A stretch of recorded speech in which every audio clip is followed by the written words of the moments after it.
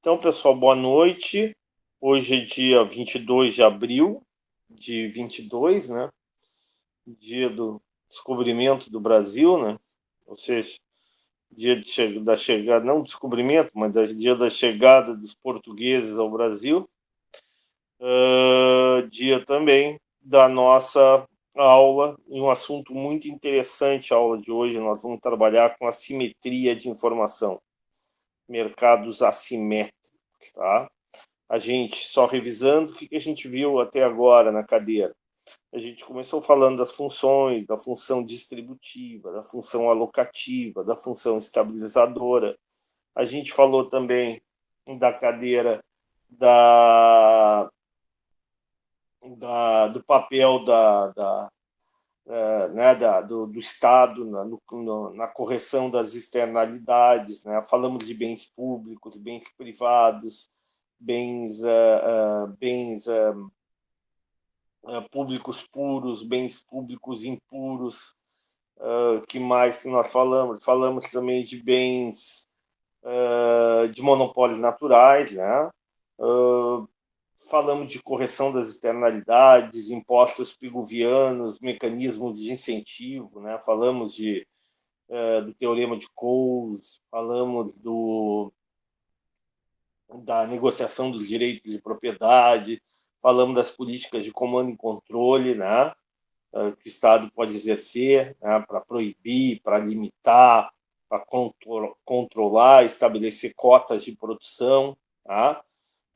Falamos também de mercado de crédito de carbono, licenças negociáveis, né, de poluição, né, ou seja, tu negocia a poluição com dentro do teu, sei lá, do teu estado, do teu país ou no planeta, né, dentro de uma lógica administrativa, econômica, né, de que atividade humana e, por consequência, atividade econômica, né, atividade que produz bens e serviços, gera maior ou menor impacto ambiental, e essa geração maior ou menor de impacto ambiental, ela vai refletir na necessidade, né, de medidas, de políticas de correção dessas externalidades. Né? Então, a gente viu uma série de questões aí, como negociações, políticas de proibição, limitação. Né? Falamos de países né, que limitam a poluição, simplesmente estabelecem setores, atividades onde a poluição ela não é onde não é aceita essas atividades simplesmente porque a poluição é muito grande gerada nessa atividade. Outros países, pelo seu nível de subdesenvolvimento, né, pela necessidade da geração de renda, emprego, né, arrecadação pública, né, tolera um nível maior de poluição. Né? Falamos de que isso também muda, né? Aquele mesmo país que não que tolerava a poluição em determinado momento, no futuro pode não tolerar. É o exemplo da China, né? Eu dei o exemplo da China, né? A China, na medida em que cresceu, na medida que se desenvolveu economicamente, né? E que a poluição também atingiu níveis que preocupavam a saúde da população, principalmente em cidades como, né, Pequim barra Beijing, Xangai, né, a própria Wuhan, né, que são mega cidades. Né, o governo chinês adotou uma série de políticas, né, de redução, de melhoria da qualidade do ar nessas regiões importantes do Japão, da China. Né. Falei também dos incentivos, né, para a geração de políticas limpas, né, embora, né, a política limpa seja algo a ser sempre buscado, né, por exemplo, né, medidas como na Alemanha, né, medidas de comando e controle, né, estabelece, por exemplo, a obrigatoriedade de todo veículo produzido na Alemanha a partir de 2030, 2040, acho que é 2030, ser à base de energia elétrica, né, não poder ser mais um veículo gerado, né, movido a combustão, né, de combustíveis fósseis. Tudo isso é o quê? Tudo isso são políticas públicas, né? São políticas que visam regular, visam consertar as falhas do mercado de bens e serviços, as falhas do mercado capitalista, as falhas de um mercado que, que em determinadas situações, né, determinadas condições, exige intervenção do setor público, exige uma ação do setor público. A questão aqui não é ir contra a intervenção do setor público e contra a intervenção da atividade pública. Não, não é isso, né? A questão aqui é simplesmente definir qual é a melhor política pública de regulação.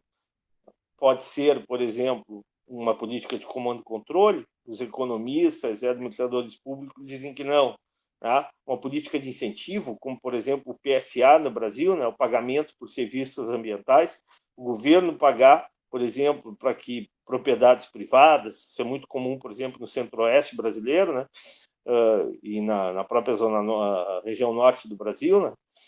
O governo brasileiro pagar para o empresário preservar a sua área florestal, a sua mata ciliar. Por quê? Tá? No momento que o empresário não tem nenhum tipo de incentivo, tá? Se o empresário não tem nenhum tipo de incentivo, ele vai querer usar o máximo possível da sua área, né? Da sua terra, da sua disponibilidade para maximizar, para obter o máximo de ganho, né?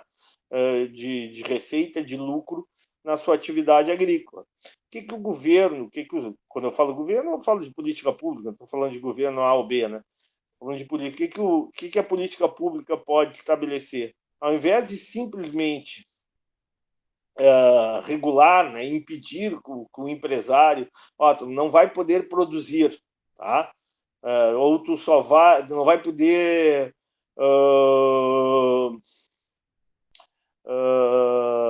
cortar árvores, derrubar matas ciliares. Tudo bem, parece mais eficiente e mais barato para o governo, porque o governo não vai precisar pagar nada.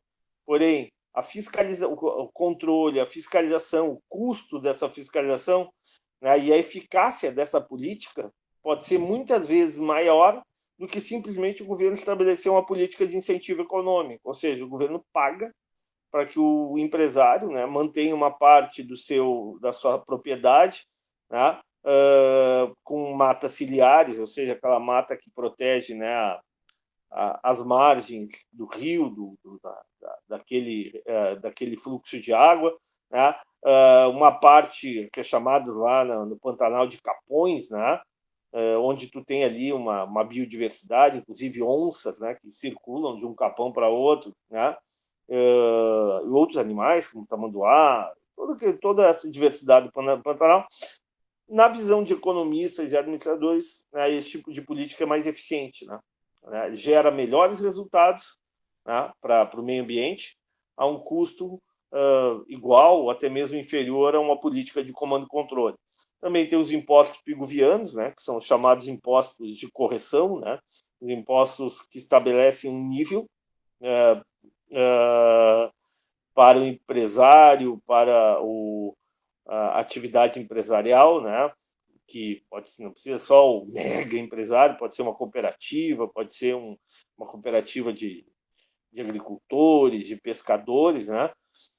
Para que esse mega empresário, para que esse empresário ele termine pagando pela poluição gerada, ou seja, tu não proíbe o empresário de poluir, né? Tu dá a ele esse direito de poluir, mas as externalidades negativas geradas por essa atividade, né, por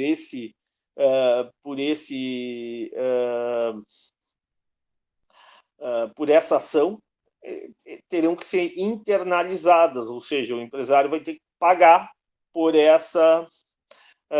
por esse custo que ele impõe à sociedade, né, o custo da poluição, o custo da perda da qualidade do ar, o custo de uma qualidade da água inferior ao que seria uma água, sei lá, 100% limpa se não tivesse nenhum tipo de atividade econômica. Então, observe o seguinte: o que a gente está vendo nessa cadeira? O que a gente está trabalhando? A gente está discutindo. É uma cadeira de economia do setor público, né? Ou seja, a gente está discutindo justamente o papel da administração pública, seja na área da saúde, seja na área ambiental, seja na área, vamos supor aqui, na área financeira, seja na área industrial, seja na área agrícola. O que o setor, né, público pode fazer quando o mercado apresenta falhas, quando o mercado apresenta irregularidades, quando o mercado apresenta problemas. Tá? Então, é esse o intuito da cadeira. Né? A gente falou, por exemplo, né, de bens públicos puros, bens públicos impuros, né? Falamos, né, das características de um bem privado, falamos de bens meritórios, bens não meritórios, né? Bens demeritórios, né? Drogas, né?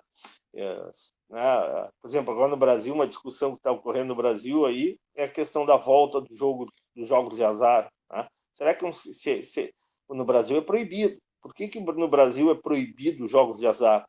Porque desde a década lá de 40, né, quando Getúlio Vargas era ainda, se não sei exatamente se é a década de 40 ou década de 50, mas eu sei que foi no governo Getúlio Vargas, né?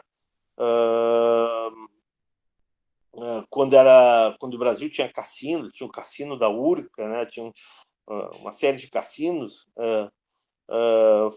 houve o fechamento dessas casas de jogos, né? Porque a sociedade brasileira na época achou que esse tipo de atividade econômica gerava mais malefícios do que benefícios. Então, esse serviço foi tratado como demeritório e através de uma política de comando e controle, uma lei criada pelo Congresso, aprovada pelo então presidente da época, se estabeleceu que havia que essa atividade não era uma atividade que faria bem para a sociedade. Por quê? Porque lavagem de dinheiro, envolvia lavagem de dinheiro, pessoas que eventualmente, né, ficavam na miséria, famílias, né, ficavam na miséria em função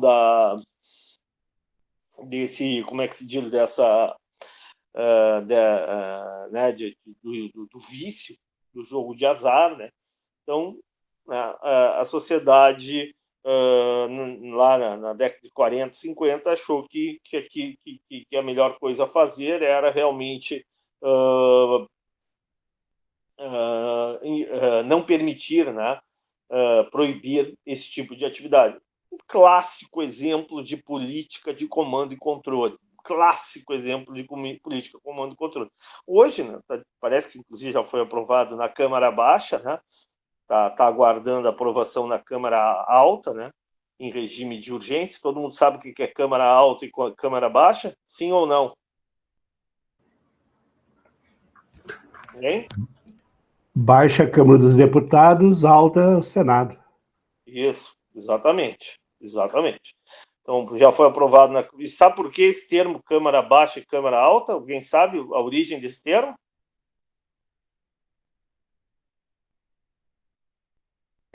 A Câmara Baixa seria a Câmara dos Comuns e a Câmara Alta dos Altos Representantes. Dos lordes, exatamente.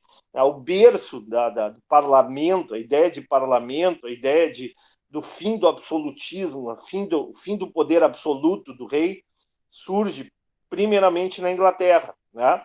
Então, surge a ideia de um parlamento, de uma maior participação de poder por parte da sociedade, né? Que é a Câmara dos Comuns, que é a baixa Câmara, que é o Congresso, e a Câmara dos Lordes, na Inglaterra ainda é chamado assim, né, que é a Câmara Alta. Então, só por curiosidade. Viu como é importante? Estamos numa aula de economia do setor público, tá? Mas pessoa que sabe história, pessoa que tem esse conhecimento, ela compreende melhor, inclusive, as falas do professor. Bom, mas voltando, então, já foi aprovada aí no Congresso, né? E agora está em análise lá no Senado, a volta. E o argumento, a volta, né, dessa atividade, dessa atividade econômica, dos jogos de azar. Né? cassinos, loterias, que mais? Bingos, né? Também, né? O argumento é que é uma atividade que gera renda, uma atividade que gera emprego, né? Uma atividade que gera arrecadação pública. Né? Então, há uma discussão política, é assim que se faz a democracia. Né? Tem gente a favor e tem gente que é contra esse tipo de coisa. Mas o que eu quero mostrar com isso? Que isso é política de comando e controle. Tá? Isso é política onde o Estado estabelece, toma decisões baseada no quê? Baseada naquilo que a sociedade deseja. O Estado nada mais é do que a representação da sociedade, tá? Principalmente o legislativo e o executivo. Principalmente o legislativo e o executivo. O judiciário, ele é um órgão importantíssimo na sociedade, mas ele é um órgão cumpridor de lei. Ele cumpre a Constituição, nada mais do que isso. Ele não tem representatividade política, ele não representa a sociedade. Né? Ele não foi eleito, né, lá o juiz de primeira, segunda, lá o juiz do Supremo, ele não tem representatividade social. Né? Ele foi lá, né, seja por mérito, né, através de um concurso público, seja através, né, de uma como é que se diz, de uma delegação, né, de uma indicação, melhor dizendo, por parte do presidente da República naquele momento, né, ele representa lá e tem que executar, tem que cumprir o que está determinado na Constituição brasileira. Então, é esse o contexto das coisas. Tá? Eu, por exemplo, tenho uma série de, só por comentar, eu, por exemplo, agora esse último ministro do Supremo, né, eu particularmente não tem alguns ministros, seja de direita, de esquerda, eu acho que não deveriam estar lá, mas eu, né, acato as normas, as regras que estão estabelecidas tem esse aí que eu acho que é evangélico, não por ser evangélico, mas eu acho que né, sei lá, o ministro tem que ser independente, o ministro não tem que ir atrás da decisão política, né? Ele tem que cumprir o que está na Constituição. Bom, mas isso é outra história. Então, o que o professor está mostrando para vocês? O professor está mostrando para vocês que a estrutura do setor público ela é feita, né? E a sociedade ela se manifesta através dos seus anseios, até das suas vontades no poder executivo e no poder legislativo. Então, essas políticas de comando e controle são políticas muito usadas, muito defendidas, principalmente pela área jurídica. Tá? O advogado vê na lei, na regra, na norma, né, a melhor forma de política de intervenção do setor público. Já o economista, o administrador público, ele acha que ele não é que ele não critica, mas ele diz que existe a possibilidade, né, em alguns casos, e é necessária a política de comando e controle, por exemplo, controle do uso de drogas, né, drogas ilícitas, bebidas alcoólicas para crianças, programas de vacinação, gratuidade de programas de vacinação para a população, né, educação gratuita, principalmente a educação básica, né, e de ensino médio, ou seja, tudo isso, né, advém de políticas gerais, políticas de comando e controle que, através de lei, se estabelece a sua imposição. Mas também tem outro tipo de políticas para regulamentar, para corrigir, para fazer com que o mercado de bens e serviços funcione de forma mais eficiente do que funcionaria simplesmente se a gente deixasse ao bel prazer, ou seja, se a gente deixasse o mercado privado, o agente privado, tomando as decisões sem nenhum tipo de interferência. Então, toda vez que há falha de mercado, toda vez que há algum tipo de impedimento do bom funcionamento do mercado, né, do mercado de bens e serviços, na determinação, no estabelecimento de um preço de mercado, né? No equilíbrio das relações de força entre oferta e demanda, né?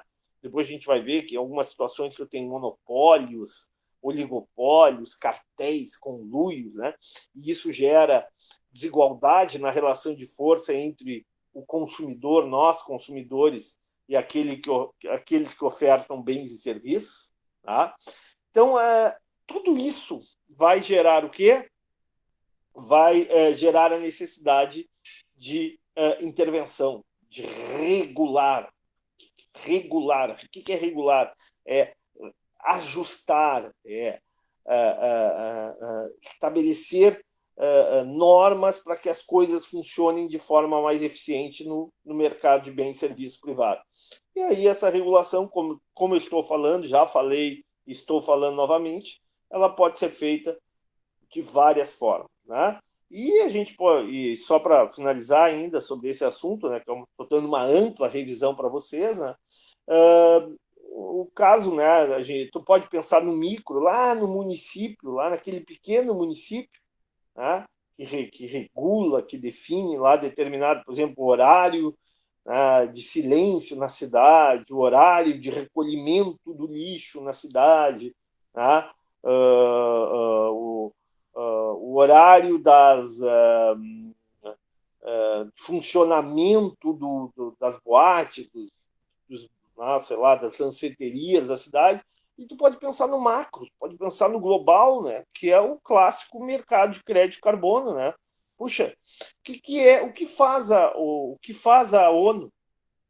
Ela estabelece normas, estabelece regras, né, chamadas políticas, né, de comando e controle, não só política de comando e controle, né, a negociação dos créditos de carbono, que é uma negociação global, né, entre os países das Nações Unidas, não é exatamente uma política de comando e controle, é uma política de licenças negociáveis de poluição. Tá? Mas é claro, quando tu pensa numa grande quantidade de agentes envolvidos, né, no caso do país, mais de 150 países a ONU representa, né, aí a interesses divergentes, a uma série de questões políticas, culturais, geográficas, né, que dificultam, né, uma solução conjunta, um acordo coletivo. Tá? Então, muitas vezes, essas políticas, sejam as políticas de comando e controle, por exemplo, a questão da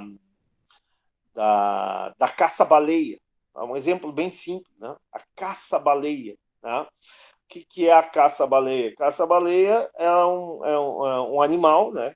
Até a década de 80, 90 do século passado, várias espécies de baleia mink, baleia jubarte, própria baleia azul, que é a maior baleia que existe, o maior animal que existe, estavam à beira da extinção. Né? Mas tinha um problema, né?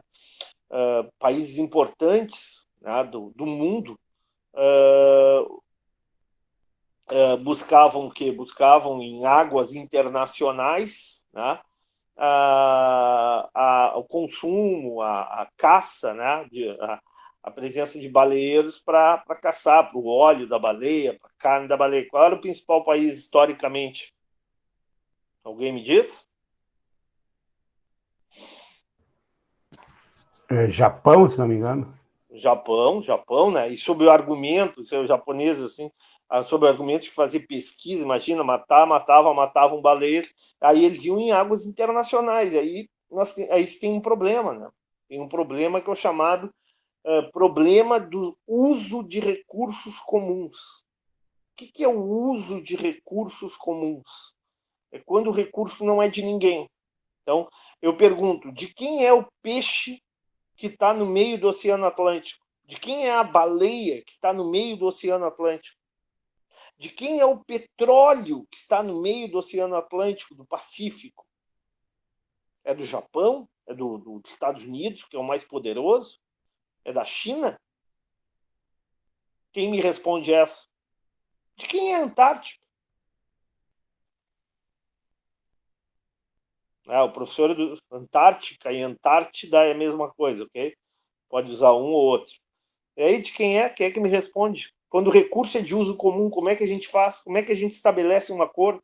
Eu não tenho direito de propriedade, claro. Não, é de todo mundo, né, Ariadne? Imagina, a baleia não é. A baleia, o elefante, a girafa, a onça pintada, é um recurso de uso comum, é um recurso da nossa, né, da fauna mundial. Né? No caso da baleia, o que nós temos? Nós temos um recurso dos mares internacionais. No caso da onça pintada, é da nossa fauna, da nossa biodiversidade. Qual o brasileiro? Então, que nós temos, inclusive, na nota, né, não sei se é de 50 ou 100 reais, nós temos ali a nota nós temos a onça pintada, um animal da nossa cultura, né, e que a gente quer, acho que qualquer brasileiro, em sua consciência, gostaria de preservar esse animal, assim como outros animais, né, o mico, leão dourado, assim por diante. Só que tem um problema nesse caso, né? Nós temos um recurso de uso comum, tá? E aí surge uma palavra, já ouviram essa expressão, tragédia dos comuns? Sim ou não? Podem escrever pelo chat. É que ninguém quer falar?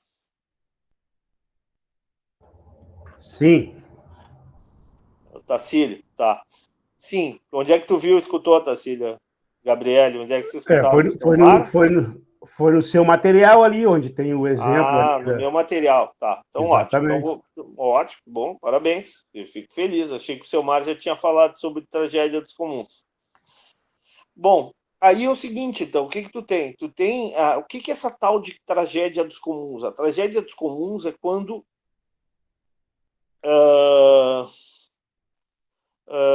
a tragédia dos comuns é quando tu tem um recurso que é super utilizado porque é um recurso de uso comum, não é um recurso de ninguém. Essa tragédia dos comuns, ela surge principalmente aonde? A primeira menção sobre tragédia dos comuns ocorre novamente história, tá? Novamente história, tá? Ocorre na Inglaterra do século XVII, XVIII e XIX. Bom, o que acontecia lá? A primeira revolução que ocorreu na Inglaterra, lá no século XVII, XVIII, né? Do século XVIII, digamos assim, né? Fim do feudalismo, início do mercantilismo, início aí da questão do uso de maquinário na atividade agrícola, né? Havia uma pressão muito grande. Havia uma pressão muito grande da população por alimentos. Por que havia uma pressão muito grande? Porque aquela população que trabalhava no campo, que tinha uma atividade de subsistência, passou, com a Revolução Industrial, passou a morar em grandes cidades. Londres, Manchester, principalmente essas duas, né? As duas mais industrializadas. Tem Liverpool, tem Bristol, mas assim, estou a pegar assim, as duas principais cidades industriais, onde o berço da Revolução Industrial Inglesa, né? Manchester e Londres, né? Tanto é que Manchester era conhecida lá no século XIX, né, como uma cidade cinzenta, né, porque tinha muita fuligem, muita sujeira das máquinas, né, das indústrias geradas ocasionada pela poluição.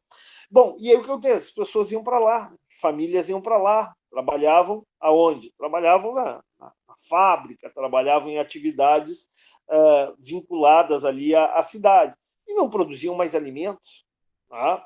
E aí essas pessoas que não produziam mais alimentos demandavam alimentos, famílias grandes, geralmente, né, não tinha nenhum tipo de contraceptivo, né, tinha um falso moralismo. Aí eu posso falar aí de Malthus, acho que eu já falei para vocês, né, Malthus, que era um pastor, né, anglicano, né, que defendia, né, que pobre não poderia ter muitos filhos, porque não teria como manter os filhos, né, não, seria um peso para a sociedade. Mas isso é outra história. Bom, então essas pessoas precisavam de alimentos. Tá? Bom, e aí, no momento que precisavam de alimentos, aumentou a pressão, né, por oferta de alimentos, por maior produção de alimentos. Bom, essa produção de alimentos vinha, né, do campo, vinha dos proprietários rurais, né, que aí, né, com o início da Revolução Industrial, começaram a utilizar maquinário, surgiu a primeira ali, primeiro trator, o primeiro maquinário mais, né, um moinho, né, um moinho com a máquina a vapor, com algum uso mais intenso de máquinas e equipamentos para aumentar a produção e, consequentemente, aumentar a produtividade. São coisas diferentes, já falamos sobre isso, produção e produtividade. Bom, essa pressão fez o quê? Muitas vezes, esse produtor rural, ele utilizava de forma muito intensiva as suas terras, exaurindo as terras. Né? Terras na Inglaterra, além de ser em pouca quantidade, não são terras de grande qualidade, né? São terras, né, o terreno é uma ilha, Inglaterra, lá na região norte, ali na Escócia, principalmente, a chamada Highlands, né? Tanto é que tem um filme, Highlander, né? Ou seja, terras guerreiro das terras altas, né? Highlander é terras altas, né? São as chamadas terras montanhosas. Então, no norte da ilha, do Reino Unido, né, tu tinha montanhas e muito frio. E no sul, ali no centro, que tu podia produzir alguma coisa. Bom, rapidamente houve a exaustão das terras, né, das terras privadas, e os agricultores perdiam muito dinheiro com isso. Né, perdiam muito dinheiro. Bom, e o que acontecia, então? Né? Os agricultores começaram a perceber que tinham terras de uso comum, terras da igreja, terras públicas, né? Terras que não eram exatamente de ninguém. Né? Então, o que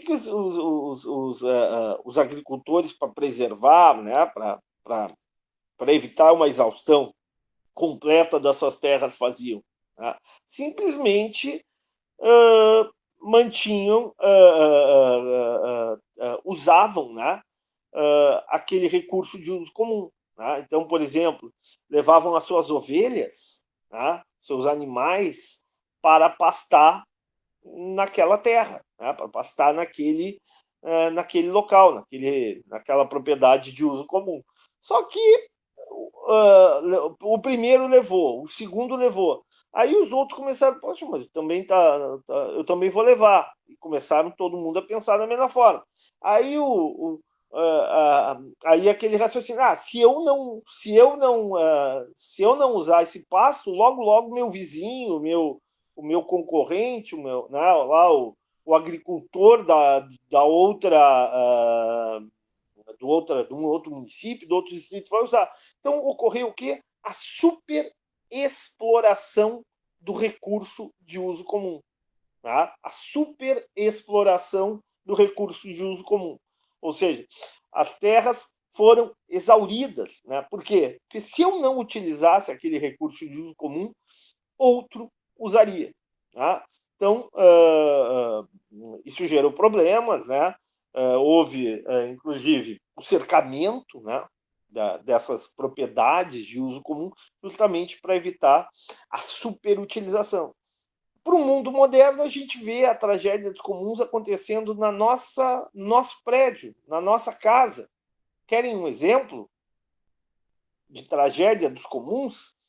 Eu pergunto, o prédio de vocês, se é que alguém mora em prédio, né? No meu prédio, por exemplo, onde eu moro, não tem hidrômetro.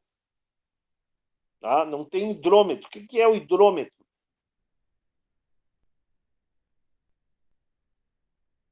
O que é o hidrômetro, pessoal? Que mede o consumo de água. Lá no teu prédio onde tu trabalha, Giovanni, tem? Hidrômetro tem na frente, bem na calçada. Sim, mas é não individualizado.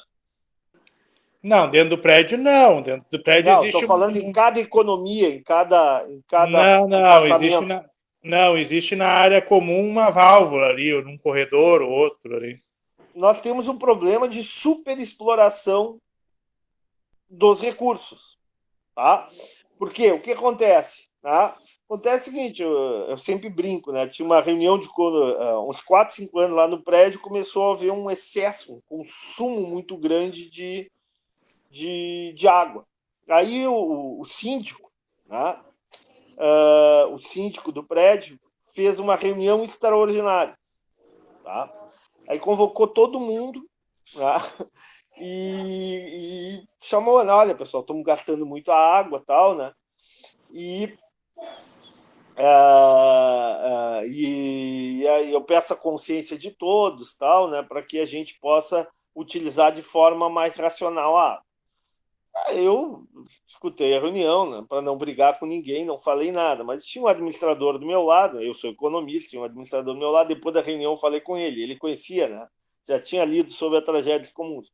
Aí eu disse, eu acho que o nome dele, como era o nome dele? Era Ivan é o nome dele. Ô Ivan, o que tu acha? Olha, Ricardo, tu é economista, tu sabe, isso aí não vai dar certo. Em vez de dar o efeito de reduzir a quantidade consumida de água, vai aumentar o gasto com água no prédio. Mas não deu outra. No primeiro mês até baixou 20%, 25%. No segundo mês já não era tanto, era 15%. Na medida em que foi passando o tempo, né, e a água voltou a ser utilizada, né, naqueles níveis anteriores que as pessoas estavam acostumadas, o comportamento das pessoas mudou. Ou seja, as pessoas começaram, né, os proprietários, mas por que olha aqui, está aumentando, eles estão usando e eu estou pagando esse aumento? Sabe o que aconteceu? Todo mundo começou a consumir mais água. Tá? Por quê? Porque a conta é dividida entre todos. No momento que a conta era dividida entre todos, né, justificavam por que eu, se eu tenho que gastar, então eu vou utilizar mais. Aí eu nunca me esqueço, numa reunião de economia, teve uma briga. Depois de 6, 7 meses, né? Porque já, ao invés de ter aumentado ao invés de ter diminuído o consumo, tinha aumentado, não muito, mas tinha aumentado ali 10, 15% em relação àquilo que já era alto. Aí na reunião tinha uma discussão, né, entre dois proprietários lá, né, um proprietário e uma proprietária, porque o cara estava reclamando que a senhora, né, tinha muitos filhos, e mais do que isso, parece que de 2 filhos ou 3 filhos, e os namorados e as namoradas iam tomar banho na casa dessa senhora e consumiam, e eu estou pagando. E aí o cara começou, não, porque eu estou pagando a água para os namorados das suas filhas, ou dos seus filhos, sei lá, como não sei exatamente quem é. Moral da história, criou uma confusão, tragédia dos comuns. Tá, professor, mas isso só acontece quando o hidrômetro é um para todos os apartamentos. Evidente, né? Tu não tem o direito de propriedade. A água é um uso de recurso comum. A água não é um uso de recurso individualizado. Existem os idômetros por economia, mas não é o DEMAI que faz o cálculo, é a imobiliária que faz o cálculo do gasto. Não interessa quem faz, tu tem a medida ali. Por economia, tu faz a medida, cada um paga de acordo com a sua medida. Não interessa se o DEMAI ou se a imobiliária faz. Quando tu tem o hidrômetro individualizado, tu não tem o problema de tragédias comuns. Não, eles têm ali no corredor, cada um tem seu idômetro, mas daí o usador vai lá e tira a leitura todo mês. Claro, pronto. Cada um consome de acordo, né, com o seu orçamento, com a sua possibilidade. Querem outro exemplo de tragédia comum? Todo dia, quando eu pego o carro e vou trabalhar, tá? Quando eu ia lá na faculdade, lá na UERGS, né, por exemplo, quando eu trabalhava lá eu pegava meu carro à tardinha e saía do serviço do DAER e ia para o UERGS à noite da aula, lá no CETAF, em Viamão quase, né? No bairro Agronomia. Um dia eu falei, hoje eu vou falar sobre tragédias comuns. Aí eu estava dentro do carro, no congestionamento da Ipiranga. Tá? Aí eu sozinho num carro, né? Um Fiesta, né? Que eu tenho até hoje um Fiesta, né? 4 portas, um carro grande, né? mas sozinho. Aí eu comecei a olhar do lado, né, os carros que estavam do lado, mas a grande maioria com apenas uma pessoa. Apenas uma pessoa dentro de cada carro. Claro que tinha carros que tinham duas, três, mas, sei lá, de cada 20 carros, no mínimo 10, 12 com uma única pessoa. O que tu tem ali? Tem novamente uma tragédia dos comuns. Tu tem uma superexploração de um recurso de uso comum. Qual é o recurso de uso comum? É a avenida, é a rodovia, é a rua, né? E a lógica é o seguinte: se eu não usar aquele espaço, alguém vai ocupar aquele espaço. Então, o que a pessoa faz? A pessoa, o ideal seria o quê?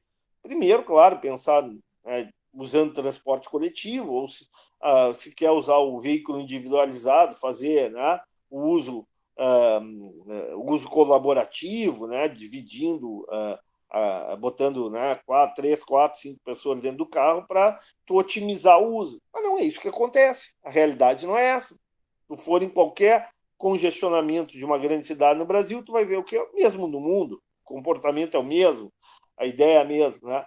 É de que as pessoas superexploram, superutilizam o recurso de uso comum.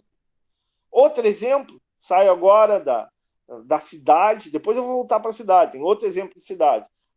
É os peixes, os cardumes de peixes dos oceanos. Né? A gente falou das baleias. Há uma estimativa de que a quantidade de peixes no oceano está em torno de 20% do que já foi há 100 anos atrás, 120 anos atrás. Novamente, o que nós temos aí? Uma tragédia dos comuns. Né?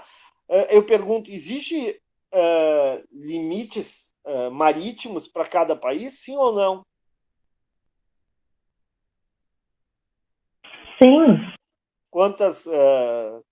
Qual é o limite? Qual é a distância? Não lembro assim as milhas, quantas milhas. É 200 milhas náuticas. Eu não sei se andou aumentando ou não, mas historicamente sempre foi 200 milhas náuticas. Uma milha terrestre é em torno de 1,6 quilômetros, tá? Eu não sei se a milha náutica é diferente, teria que olhar direitinho, tá? Milha é uma medida inglesa, tá? Que é Nos utilizada. países do Pacífico é 200 milhas. Oi? Nos países do Pacífico são 200 milhas. 200 mil. Peru, né? Peru é um país que tem devido à corrente do sul, né? A corrente antártica, o Peru é um país riquíssimo em piscicultura, né? Em produção, né? Em produção não, ninguém produz peixe, né? Em pescado, né? No espanhol se diz pescado, aqui se diz em atividade pesqueira, né? E por quê? Porque tu tem ali a água do Pacífico, ela é bem mais fria, né? Na mesma latitude, ela é bem mais fria que a água do Oceano Atlântico. Então, a produção de peixes no Pacífico, principalmente aí naquela costa ali do Chile, Peru, até mesmo Equador, é muito grande. Tá? Mas tu tem, né, fora dessas 200 milhas náuticas, tu tem o quê? Tu tem um oceano enorme, o Oceano Pacífico, tem o Oceano Atlântico, tem o Oceano Índico, tem o Oceano Antártico, tem o Oceano Ártico, tá? Né? E tu tem um oceano que é de todos. Tá? Então, tirando essas 200 milhas náuticas, tu tem uma nova tragédia dos comuns. Tá? Tem um novo problemão aí. Né? Qual é o problema? O problema é que o recurso é de todos. No momento que o recurso é de todos, vai novamente aquela ideia: se eu não explorar aquele serviço, se eu não pescar, alguém vai lá e pesca. Seja do meu país, seja de um barco do meu país, seja um barco de outro país, porque o recurso é um recurso de uso comum. Estão entendendo a tragédia dos comuns? Sim. Acho que vai ter uma palestra também, só que em inglês. Uma colega divulgou ali no grupo da Sim, dia 29 de abril tem uma atividade aí. Eu já dei palestra sobre recurso de uso comum, né? Uma tragédia do comum, mas ela é um assunto muito interessante, porque o recurso de uso comum ele é um dos grandes problemas, né? Tem uma pergunta clássica, né? O que é mais provável? Pergunto para vocês, essa é para pensar, tá, pessoal? É para pensar. O que é mais provável? Tá? A extinção do elefante ou a extinção da vaca? Quem me responde?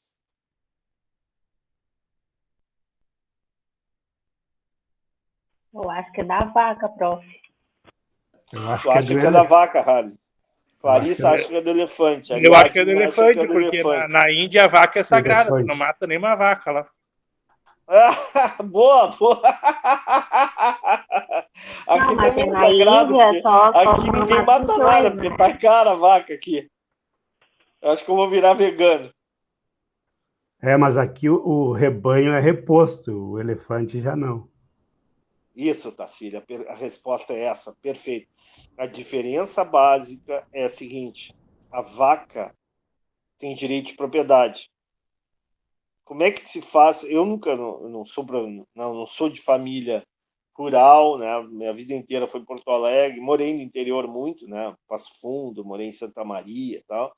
Conheço bastante o interior, dei muita aula no interior, mas o proprietário da vaca, da ovelha, sei lá, do cabrito e por aí vai, desses animais aí, ele não ele não tem o direito de propriedade desses animais?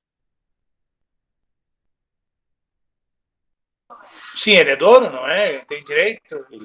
Ele é dono, tanto é que ele não faz aquela marcação lá com ferro, Tem né? uma Ferro quente, não é marcação, isso? Com e tem brasa até uns que quente. é registrado, né, professor? Boi, parece, e a vaca são registrados. Exatamente, ele registra lá justamente o seguinte: ó, esse animal tem dono, esse animal é propriedade de alguém. Bom, aí o Otacílio falou uma questão certa, da reposição. O proprietário do animal, ele obtém, né, renda, ele obtém, se ele administrar corretamente lá a sua atividade pecuária, né, o rebanho de ovelhas, né, vai extrair lá uh, a carne de ovelha, né, que é a lã de ovelha. No caso da vaca, né, pode ser leiteira, pode ser para reprodução, né, a reprodução para produção de carne, assim por diante. Tá. Vai depender de como administra lá a atividade dele. Mas qual é a lógica daquele empresário que tem essa propriedade? É gerar uma atividade permanente de renda, é gerar uma atividade que permanentemente se traduza em receita, em entrada de recursos, em ganhos, né? Fruto dessa atividade, fruto do esforço que ele tem, né? Para vacinar os animais, cuidar dos animais, colocar lá um pasto para o animal se alimentar e assim por diante, colocar um arame, né, uma cerca para que o animal não fuja da, dessa daquele, né, da propriedade dele, ok? Então o que ele faz, o proprietário? Ele termina com o rebanho dele, ele mata todos os animais, ou ele reproduz, ele faz melhoramento genético e assim por diante? Não, ele faz criação, né? Ele vai aumentando, né? De acordo com o consumo. Sim, Né? e tem melhoramento genético, tem cruzamento, tem lá o touro reprodutor que só fica fazendo isso a vida inteira, né? Fica só a função dele é especificamente garantir o melhoramento genético, né? Tem a vaca lá leiteira, essa vaca ela vai gerar os óvulos, né? Vai ser a mãe, a matriz ali para a produção de mais leite, assim por diante. Então, tu tem incentivos, tu tem estímulos para manter a atividade. Não é à toa que a produção pecuária no Brasil, né, o rebanho brasileiro cresce cada vez mais. Concordam ou não? Sim, concordamos. Não só rebanho no mundo. Outro país que tem um rebanho muito grande, Estados Unidos, né? Só que os Estados Unidos o rebanho é mais por confinamento, principalmente ali na Califórnia, tal, mas mesmo assim tem um rebanho muito grande. A Austrália tem um rebanho né, de ovelhas e próprio de gado também muito grande. Tem vários países com grandes rebanhos, Argentina, né, e assim por diante. Então, o que tu tem ali? Tu tem um estímulo a manter a atividade econômica, manter a existência desse animal, porque esse animal é que vai perpetuar, né, a geração de renda, a geração de receita, assim por diante. Entenderam? Então, a vaca não vai, enquanto a vaca tiver valor econômico, enquanto tiver direito de propriedade, tá? Enquanto tiver direito de propriedade, não haverá a extinção da vaca. Agora vamos para o coitado do elefante, aquele baita animal, belíssimo, né? Temos um problema aí, né? Qual é o grande problema do elefante? O problema do elefante é que é um recurso de uso comum. Não é de ninguém o elefante. Alguém marca o elefante? De quem é a onça pintada?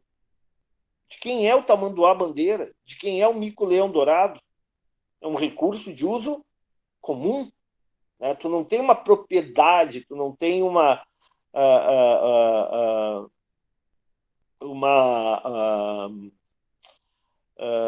definição exatamente, né? E mais do que isso, não tem um incentivo para a reposição daquele animal, né?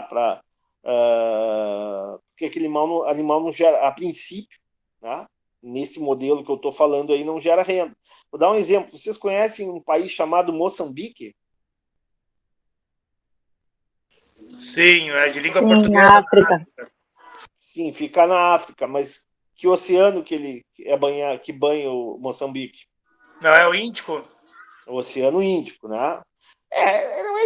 Pessoal, quando a gente fala assim, é um país de língua portuguesa, claro que é, mas assim, tem que ficar claro, senão fica parecendo que todo mundo fala português lá. Portugal teve um papel maravilhoso, né? Nós estamos falando hoje aí do papel de Portugal no descobrimento, não do descobrimento do Brasil, mas na chegada dos portugueses no Brasil, né? Chegaram em Angola, chegaram em Cabo Verde, né? Chegaram até em Macau, lá na China, né? E chegaram em Moçambique também, né? Que é no Oceano Índico. Claro que tu tem uma parcela da população que fala português, mas geralmente é a população mais do litoral ali, né? Mais a população, digamos assim, do público em geral, né? Tu tem muita, né? O problema da África é que são, né? Num mesmo país tu tem diversas tribos. Mas realmente o português é uma língua importante lá, se não é a língua principal, é uma língua oficial, né? Do Moçambique. Bom, e o que aconteceu em Moçambique lá no século passado, em meados do século passado, segunda metade do século passado, década de 70, auge da Guerra Fria? Houve uma guerra civil enorme, né? Entre lá o pessoal né, defendia lá um regime mais socialista, o outro que defendia um regime mais capitalista. E tu tinha junto com a África do Sul, era um dos países que tinha a maior diversidade de grandes animais. Tinha girafas, elefantes, leões, zebras, toda aquela fauna maravilhosa que tem, né? Leopardos, assim por diante, que tem na África. A Guerra Civil acabou com a diversidade, não sobrou um elefante, não sobrou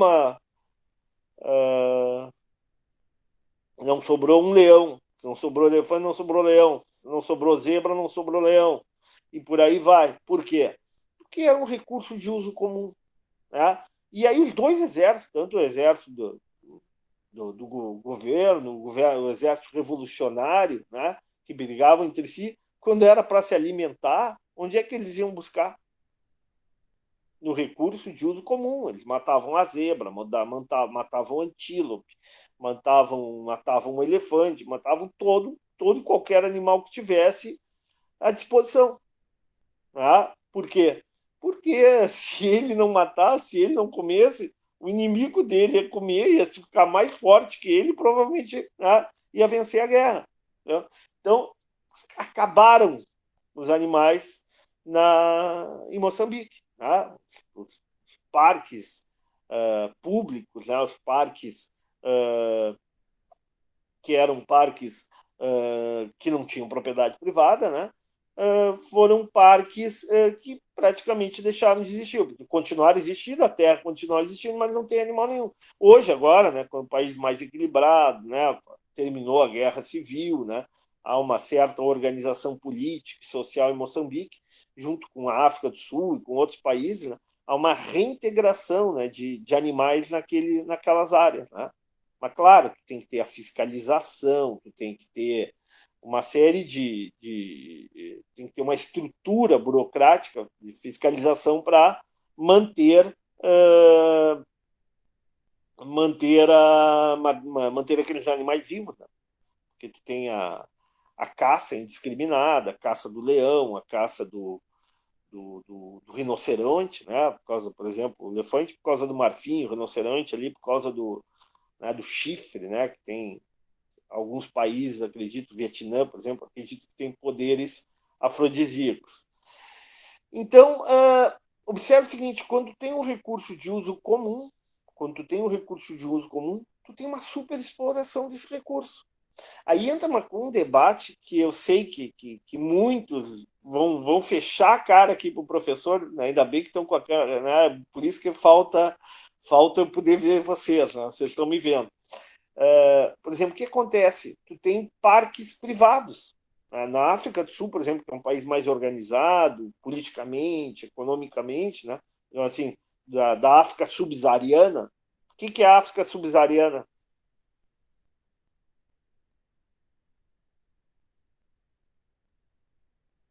Alguém me responde o que é a África subsaariana?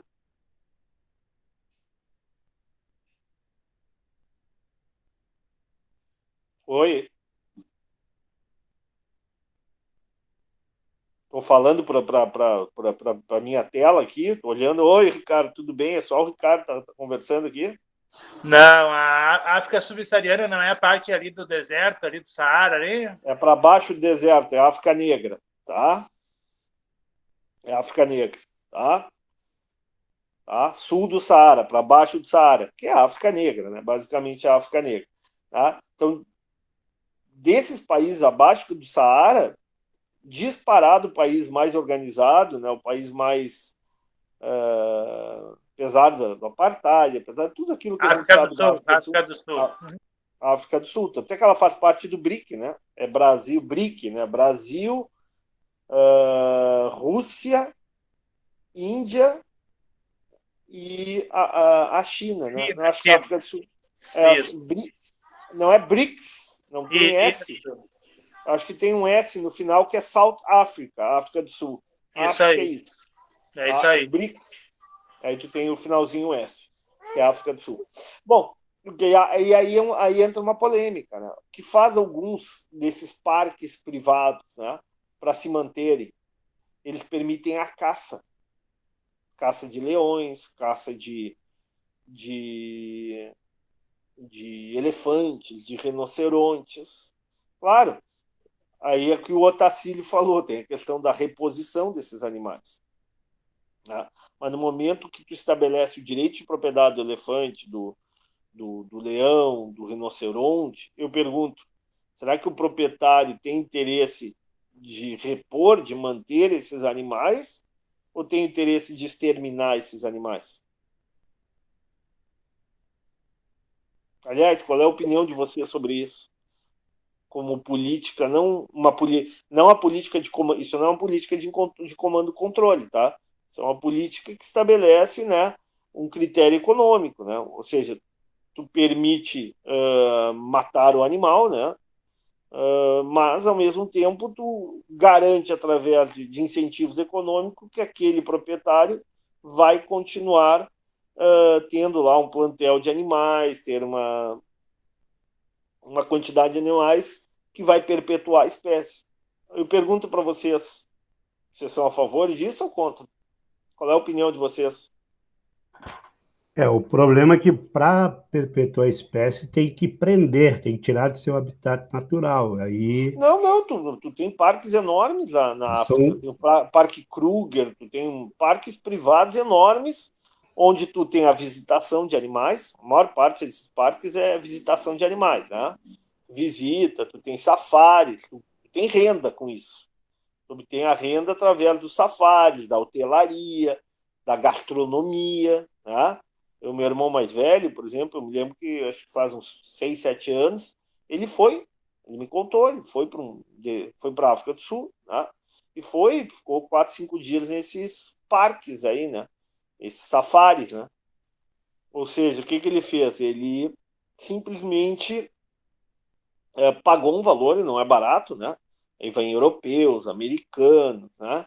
E ficam ali nos hotéis, ali, recebem alimentação, né? Circulam com os automóveis para ver. É uma forma de dar um valor econômico, né? Dar um valor econômico para que aqueles animais continuem existindo, continuem numa quantidade, com uma diversidade suficiente para que eles possam se perpetuar como espécie. Claro, aí já numa outra questão mais polêmica, tu tem outra atividade econômica que é a questão da caça, né? Da caça de animais, a caça do búfalo, a caça do elefante, a caça do leão, né? Que também é uma forma de garantir retorno econômico para esse tipo de atividade.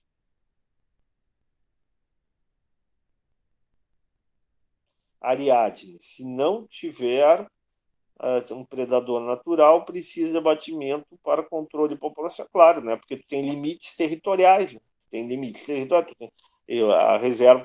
Mas observe o seguinte, claro, eu como gosto muito de animal, principalmente de animal exótico, gosto muito de animal selvagem, adoro animal selvagem, né? Por exemplo, fiz um passeio belíssimo, uns 4, 5 anos atrás, ali para a Lagoa do Peixe, né? O que é a Lagoa do Peixe? Ali em Mostarda, né?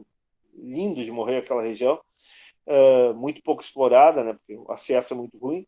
Uh, agora, agora eu pergunto para vocês, falando friamente, tem alguma diferença matar uma vaca ou matar um elefante? Sim, o elefante não vai se repor, né? Aí como o Otacílio Como não fala. vai se repor? Tu vai ter incentivos para repor. O caçador de elefante vai pagar no mínimo, sei lá, 50, 20 mil dólares, 30 mil dólares para matar aquele elefante. Provavelmente, como a Ariadne falou, vai ser um animal velho, um animal já em idade adulta, não vai ser fêmea, vai ser macho para garantir a reprodução. Né?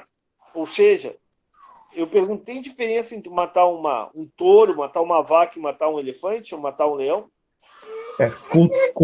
Culturalmente, nós consumimos a carne bovina, ovina, mas ele Sim, consumia mas carne de nós elefante, não não. consumimos o marfim do elefante?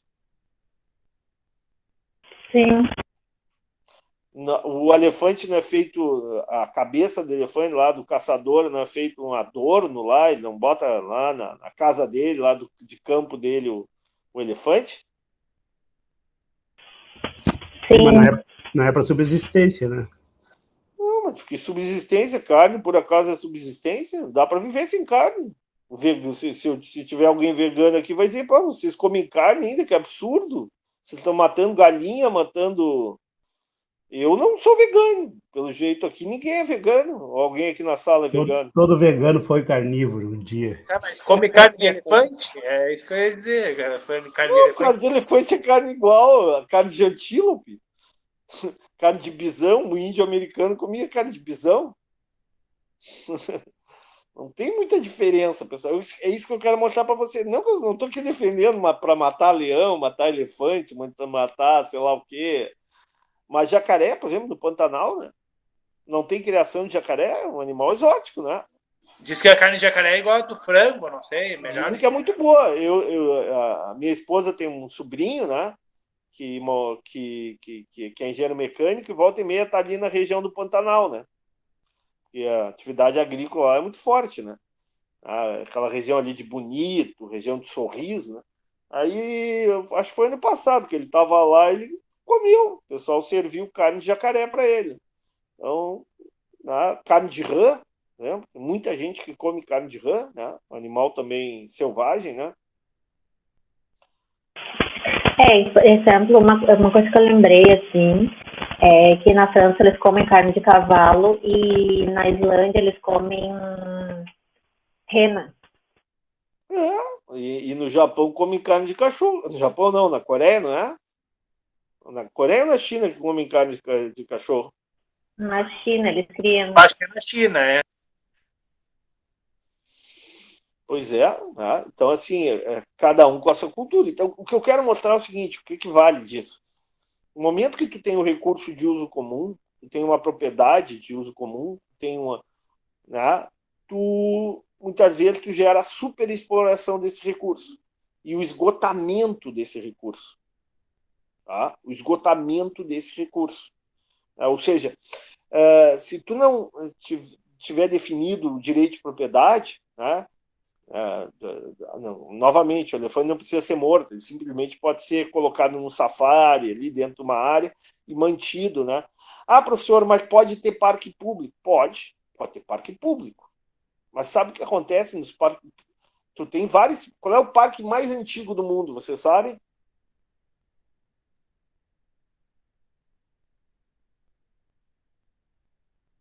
Parque natural mais antigo do mundo, que é público. Um país mais capitalista do mundo. O Yellowstone lá no americano? Yellowstone, exatamente, Yellowstone, tá? Pedra Amarela, tradução, tá? É um local frio pra caramba lá nas montanhas, lá, montanhas rochosas, né? Cadeia de montanhas rochosas no noroeste dos Estados Unidos, é um dos parques mais antigos, né? Tem outros parques também na China, a carne de cachorro. Achei que era na Coreia, Clarissa. A Ariadne falou da dificuldade de comer o elefante, mas o elefante tu não come a carne, mas tu marfim, a cabeça do elefante, tem uma série de usos, né? O animal. Bom, mas o que tu tem? Bom, talvez ali é uma política em Yellowstone, talvez seja uma política de comando-controle, né? Mas é mais fácil, né? Tu tem uma sociedade culturalmente mais desenvolvida, mais rica, ou seja, que não precisa daquele recurso natural, tu tem uma fiscalização muito grande nos Estados Unidos, né? Ou seja, tu tem guardas florestais ali naqueles parques lá americanos, né? Bom, por exemplo, em Yellowstone, tem outros parques, agora não me lembro, tem outro grande também, né? Tem o Everglades na Flórida, né? Que é um parque também público, né? Tudo bem, mas ali tu tem um sistema judiciário que pune exemplarmente, né? Se tu for lá e matar um bisão, se tu matar um lobo ali, matar um urso dentro daquele parque. Tudo bem, aí a política de comando e controle pode evitar o problema da tragédia de comuns, o problema do uso ou da superexploração de um recurso de uso comum. Agora, na África, quando tu tem esses parques públicos, o que acontece com o rinoceronte? O que acontece com o elefante? São preservados?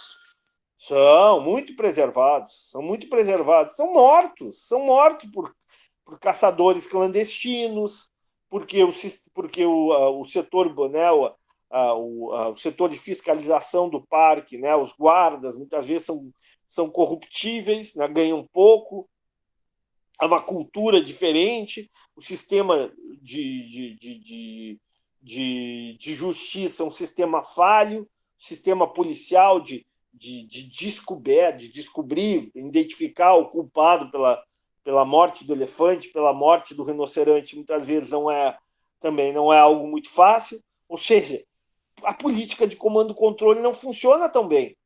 Ela não é tão eficiente na África, num parque público lá em Moçambique, na África do Sul, na Namíbia, na Nigéria, né? Nesses países, no Congo, né? do que nos Estados Unidos, ou na Dinamarca, ou lá na Islândia, ou sei lá, no Canadá. Tá? Evidentemente que talvez cada país tenha a sua realidade. E essa realidade exige. A tragédia dos comuns é a mesma, né? É um recurso de uso comum. Só que, no caso da África, no momento que tu estabelece essa política de um parque público, né, sem estabelecer a propriedade privada, as falhas decorrentes, né, da justiça, da polícia, da burocracia, né, da cultura, da questão da própria falta de recursos tecnológicos, né, da população, da administração, fazem o quê? Fazem justamente com que se tenha a necessidade de outro tipo de política. Uma política, por exemplo, de estabelecimento de direito de propriedade, para evitar a tragédia dos comuns. Estão entendendo o que o professor está falando? O que é essa tragédia dos comuns? Sim ou não? Sim. Sim. Alguém alguma vez na vida já tinha pensado em ter uma aula dessa forma?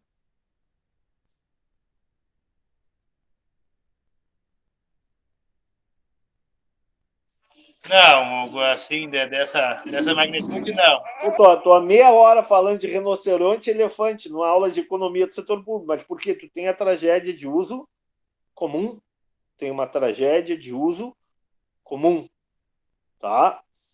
Então, é essa questão aqui, tá? Outra questão importante é o seguinte, tá? Outra questão importante é o seguinte, agora vamos voltar à tragédia comum para a nossa realidade, para as nossas cidades. O que acontece em cidades como Porto Alegre, Rio de Janeiro, São Paulo, tá? Quando tu tem terrenos que são ocupados, né, por pessoas de baixa renda, chamadas favelas. Né? Quando tu tem um terreno eu vou dar um exemplo, tá? Volta e meia o que acontece, tá? Acontece o seguinte, tu tem um terreno baldio, tu tem vamos supor que é uma propriedade privada, ou alguma coisa que foi né, que estava lá, né, e começou a ocupação, né, a invasão daquela propriedade. Demora muito para ocupar aquela área, se ela não está cercada, sim ou não? Como é que foi o crescimento da cidade, de favelas como a favela do Alemão, lá, né, o Complexo do Alemão, a Rocinha, a Bom Jesus, né, uma parte da Bom Jesus, assim por diante. Eu pergunto, como é que ocorreu a ocupação dessas áreas? Não houve uma definição clara do direito de propriedade, ou era uma área pública, ou era a área de uma empresa, ou era a área de uma de uma família que deixou aquela terra. Rapidamente o que aconteceu? Houve uma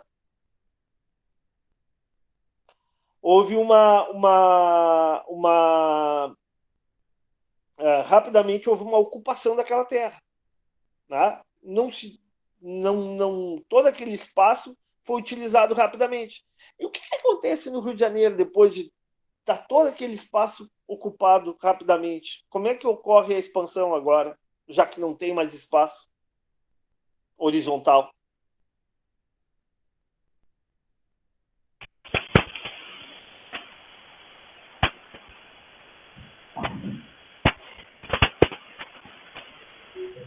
Como é que cresce essas favelas, essas regiões, essas comunidades?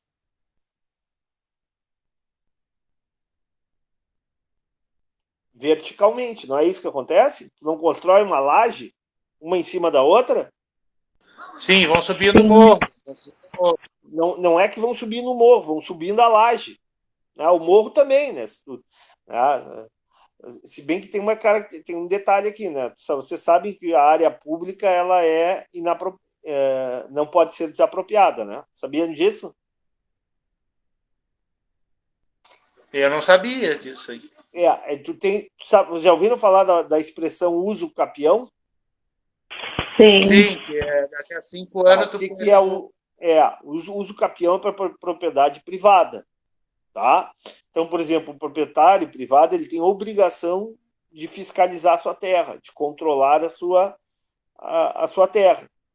Então, o que ele faz o proprietário privado? Tá? Ele tem obrigação de cercar lá o seu terreno, né, a sua extensão de terra, ele tem obrigação de fiscalizar se, porventura, ocorre, né, alguma invasão na sua terra, e caso haja uma invasão e ele tem interesse, ele vai ter que acionar a justiça em um período inferior a 5 anos para que ele possa recuperar a sua propriedade. Se ele não reivindicar aquela terra em 5 anos, né, aquela terra passa a ser da pessoa que está ocupando aquela propriedade.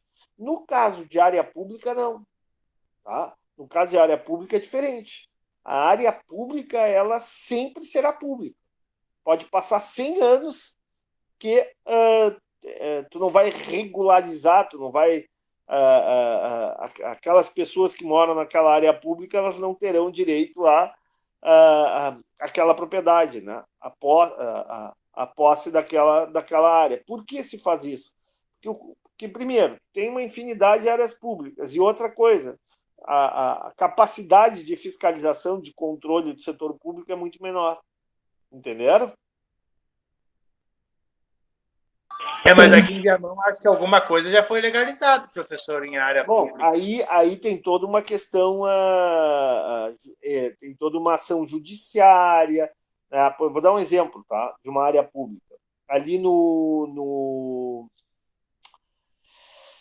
aeroporto Salgado Filho, tá?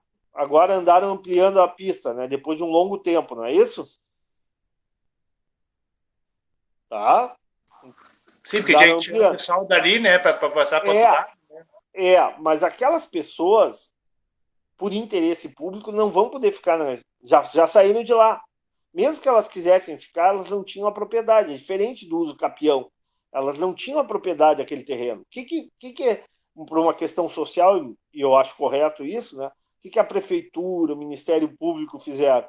Fizeram uma negociação com aquelas pessoas que ocuparam aquele terreno público, não privado, público, né? Aquela área era pública. E criaram mecanismos de compensação, né? Transferiram aquelas pessoas para outra área, né? E deram para elas uma pequena residência para que fossem compensadas, saíssem daquela área e pudessem ter um local minimamente aceitável para morar. Tá? Mas elas não tinham a propriedade daquela área. Querem outro exemplo? A nova ponte do Guaíba. Né?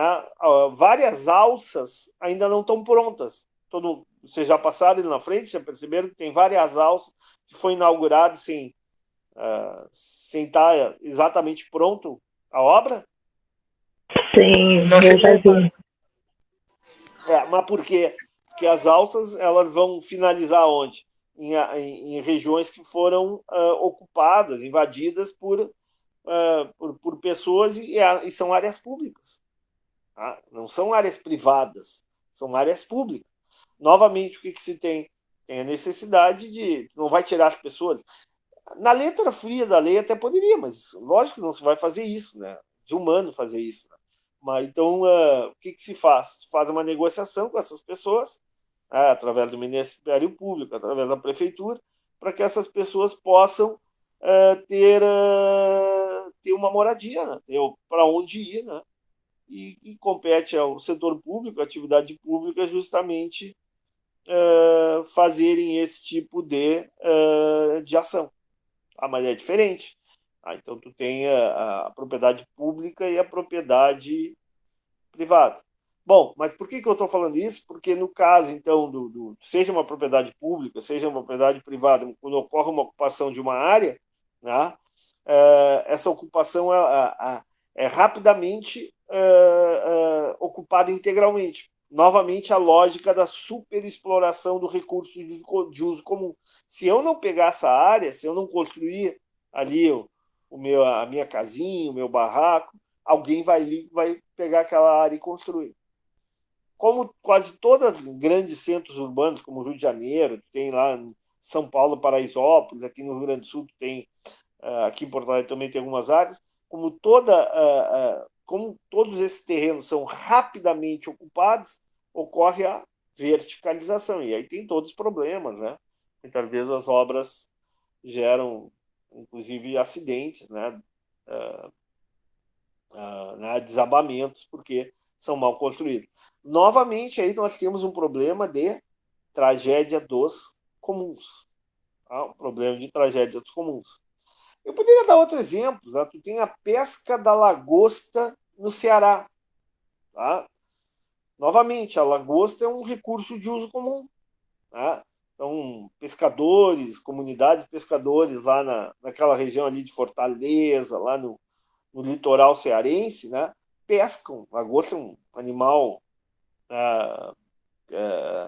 valiosíssimo, né? As pessoas pagam muito caro por uma lagosta, né, para consumir lagosta. Então, foi lá na década de 80, 90, foi largamente pescada, né? E praticamente acabou a lagosta nos mares ali do Ceará.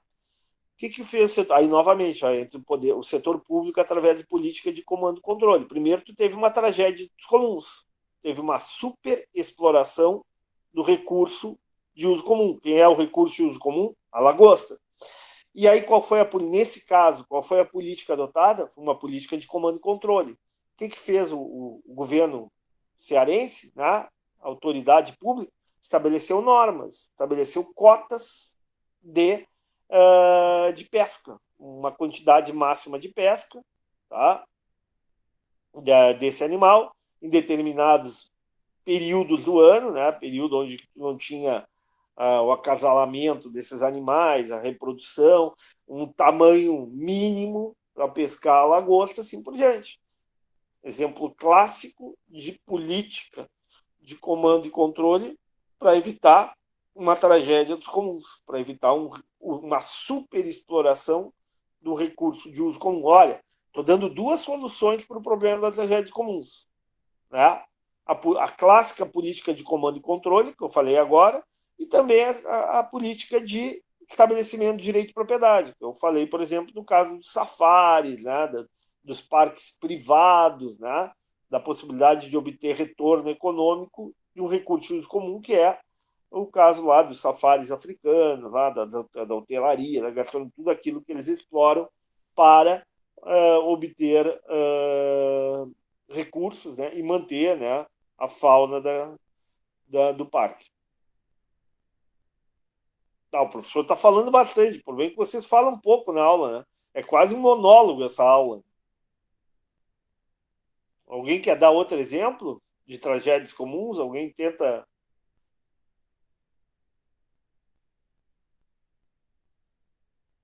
E aí, pessoal? Alguém quer comentar alguma coisa?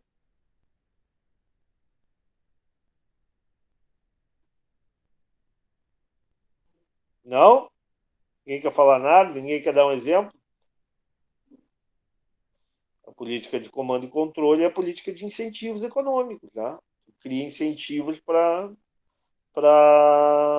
manter a atividade econômica. No caso ali do safari, né? Cria mecanismo para que aquele animal estabelece direito de propriedade sobre aquele animal, né?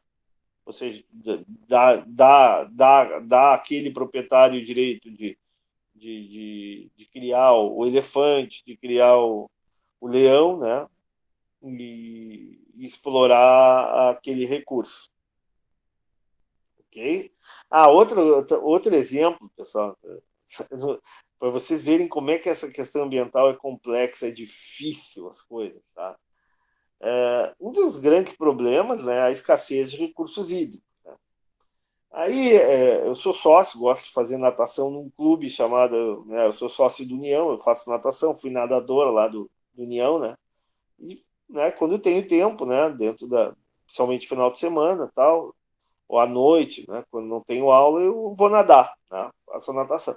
Aí eu vou tomar, depois da minha aula, eu vou tomar meu banho, né, me lavar, assim por diante, né, depois da piscina. Bom, e aí o que eu reparei? Aí teve uns 2, 3 anos atrás, o clube andou em vez de fazer aquela torneira de girar, o clube colocou aquele de apertar, sabe? Aquele de pressionar, né? Porque a pessoa tem que ficar sempre apertando para manter o fluxo d'água. Isso cansa, e a pessoa termina tomando um banho mais curto, né? E usando um recurso de uso comum, usando mais racionalmente, né? Um recurso de uso comum. Sabe o que aconteceu, pessoal? Parece incrível, isso é um clube de classe média, média alta, não é um clube barato, né? Tem médicos, professores, advogados, engenheiros, que são, né? Tem todo tipo de pessoa que é sócio do clube, não é um clube barato. Aconteceu o seguinte, eu estava falando isso faz tempo, 3, 4 anos atrás, né? Eles desistiram, né? Simplesmente várias pessoas começaram a vir com grampos, com um mecanismo para prender aquele sistema de empurrar, né? Garantir que o fluxo se mantivesse. Não fazem isso em casa, né? Ainda mais se o hidrômetro for individualizado, mas lá faziam, né? Ou seja, para ter um volume de água maior e para ter um fluxo, tomar um banho, né, com mais água o tempo inteiro, eles mantinham botavam-se grama, botavam esse mecanismo. Terminaram estragando quase todas as torneiras, o clube teve que trocar, eu tinha que trocar seguidamente as torneiras. Moral da história, né? E verificou se o consumo da água não diminuiu em função disso, o clube voltou a fazer o uso, né, tradicional daquelas torneiras de abre e fecha. Ou seja, pessoal, quando o recurso é de uso comum, a não ser que tenha uma cultura muito grande, né? A superexploração desse recurso é quase que inevitável. É quase que inevitável. É inevitável. A Harley está perguntando. E aqui no Brasil, pô, falei um monte de política de comando e controle, no Brasil, tudo. Falei da lagosta, falei da política de comando e controle, de cotas de produção, proibições, atividades que tu não pode produzir, atividades que geram poluição muito grande. Tem produtos no Brasil que não podem ser produzidos porque são produtos tóxicos. Tem uma política de comando e controle muito vasta. Aliás, no, eu me esqueci de mandar o Mankio para vocês. Eu tenho que mandar o Mankio e o Arvat para vocês lerem sobre política de comando e controle. Tá? Vou mandar agora. Tá? Terminada a aula, eu estou mandando para as 2 turmas esse material, ok? Certo?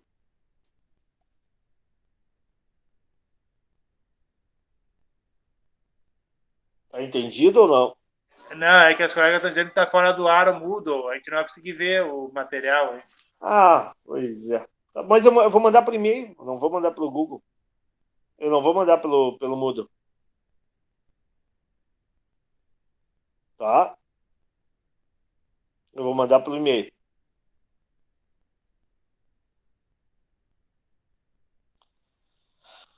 Ok? Não dá para mandar, é muito grande pelo WhatsApp, é impossível. Não é arquivo, é um baita, são 2 baita livros, é impossível mandar pelo WhatsApp. Tá? Não dá para mandar pelo WhatsApp. Eu vou mandar por e-mail, pelo Google Drive. É verdade. A gente está sem luz. Vou mandar por e-mail pelo Google Drive, ok? São dois livros muito grandes. Vou mandar agora. Mandar. Bom, pessoal, assim, ó, com a tragédia dos comuns, a gente praticamente terminou essa parte de externalidades, correção das externalidades, ok? O que eu peço para vocês agora? Eu acho que o ideal seria fazer a prova semana que vem, tá? Porque daí a gente começava a simetria, vocês estão vendo a simetria de informações, no início de maio. É possível a gente fazer a prova semana que vem, pessoal? Aí deixava para 6 de maio começar uma matéria nova da segunda área com assimetria de informações.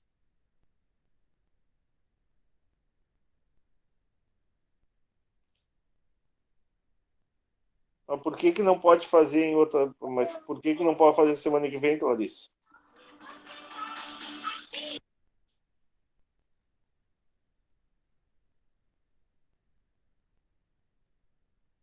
O pai vai se operar.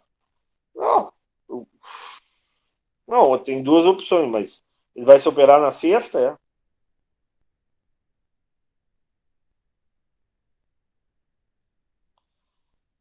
Não, pode fazer em outra data, né? Se tiver justificativa, dá para fazer.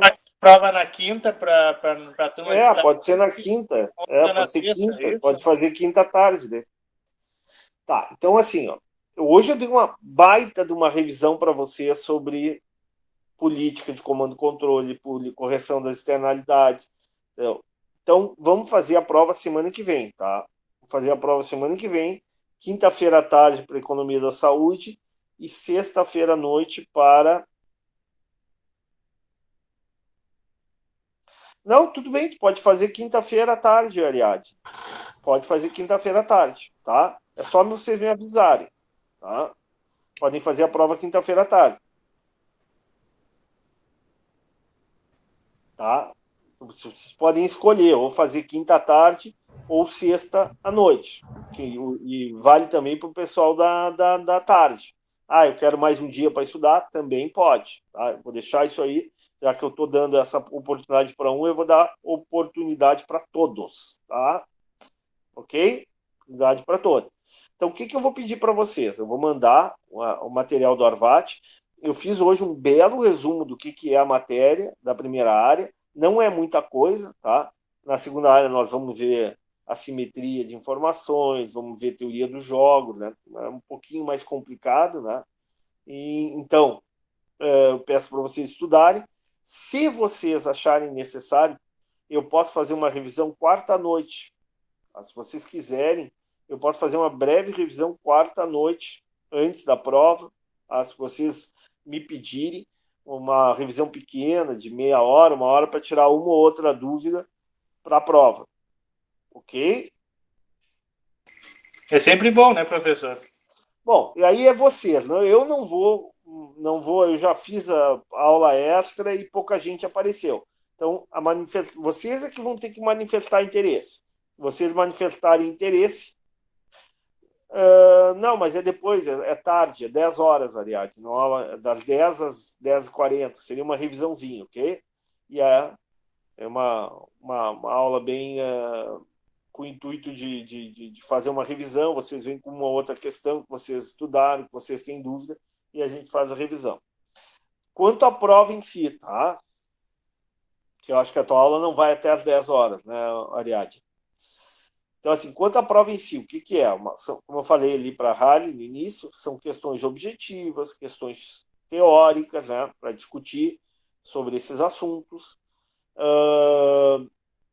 Eu vou depositar a prova no Moodle para vocês, tá? Vocês terão um tempo para fazer a prova, tá? E depositá-la no Moodle também, tá? O aluno pode entregar além do horário? Pode, mas terá desconto. Tá? Qual é a duração da prova? Vai depender do tamanho da prova. Se a prova for mais longa, eu vou dar um tempo um pouco maior. Se a prova for mais curta, eu vou dar um tempo menor. O aluno vai poder depositar se atrasar 5, se atrasar 10, se atrasar 15, se atrasar uma hora, vai poder depositar sem problema nenhum. Mas vai ter um desconto, porque não é justo o aluno que depositou no horário correto receber a mesma nota que o aluno... 4 horas é pouco, Ariadne. Eu vou dar até as 4 da manhã, tá? Então, vou dar das 7 às 4 da manhã e ainda uma tolerância de mais 2 horas para vocês responderem. Tá bom, Ariadne? Professor, uma pergunta, desculpa, é que a minha internet caiu. A prova ela é feita na mesma hora ou é a partir do momento que a gente abre a prova? É a partir do momento que abre a prova. Não. Tem horário. Isso aqui é horário. As aulas síncronas. Se a aula é síncrona, a prova é síncrona. O aluno não pode escolher o horário que vai fazer a prova. Tá? Até mesmo porque o aluno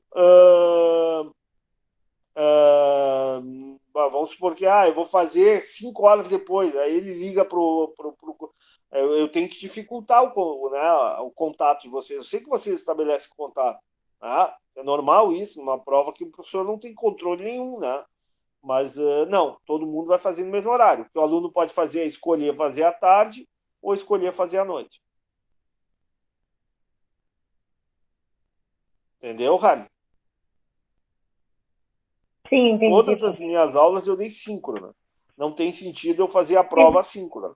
Então, fica para semana que vem, então, para sexta-feira que vem. Então, quinta ou sexta, o aluno pode escolher. Tá? Quinta ou sexta, o aluno pode escolher o dia da prova. Tá ok? Ok. Horário de quinta. Horário das aulas de quinta é a partir das 14 horas e 30 minutos. Tá? Eu vou definir quarta-feira a gente conversa ainda, né? Quarta-noite, a gente faz uma revisão, né? Para a prova de quinta e de sexta. Oriento vocês, né? E aí já digo na quarta-feira o tempo máximo de prova. Eu vou depositar essa prova quinta-feira, né? À tarde, para os alunos que vão fazer quinta-feira, e sexta-feira à noite, para os alunos que vão fazer sexta-feira à noite. Ok?